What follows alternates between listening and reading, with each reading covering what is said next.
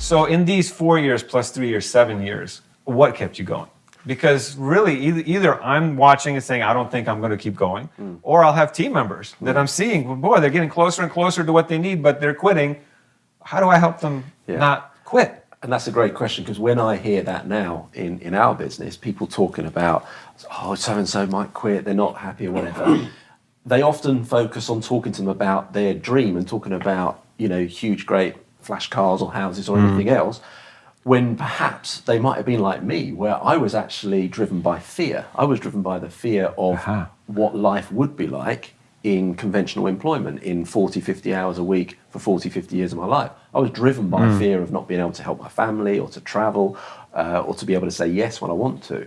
So it was that kept me going. And so perhaps I think it's important for people to identify maybe your team member is driven by what they don't want. That's a leadership principle, I'm sure, in itself. Is that, for me, it was the same. For Julie, she's right there taking pictures. And when she was little, I had to get food stamps for buying milk for her. And that dread of being homeless, even to the degree of homeless, that it could disappear, I'm willing to do whatever it takes. So it's an interesting motivator to get through that. And would you say that was more of a motivator than the desire to have 40 vacations or holidays a year? It's almost like your perspective created to where quit to what? Like he's thinking about quitting. To what?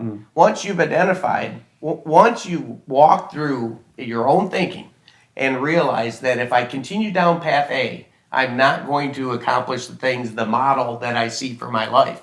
And once that decision's made, you make that decision once and you don't have to revisit that. Like quitting really is wiped off the table because you've already recognized that path A, if plan A is not the path you're going to take, and plan B is a path that'll get you there, whether plan B is a tough path or it wasn't comfortable really is not relevant anymore. What's relevant is, will plan B take you to where you want to go? And if it does, then the only question is, do you hate losing enough to change?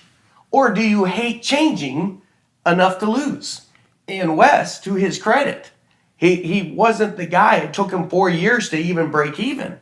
But in that process, I'm sure during those 4 years, there were many moments where you had to look in the mirror and say, Wes has got to change. And in the process of changing, that's why you see Wes today, the guy who can take 40 vacations a year, is because you recognize that you had to ask yourself, quit to what? And once you said, well, I'm not quitting back to plan A because I already been through that thought process and no, plan A is not what I want to do long term. So I will then have to change on plan B rather than quit back to plan A. Yeah.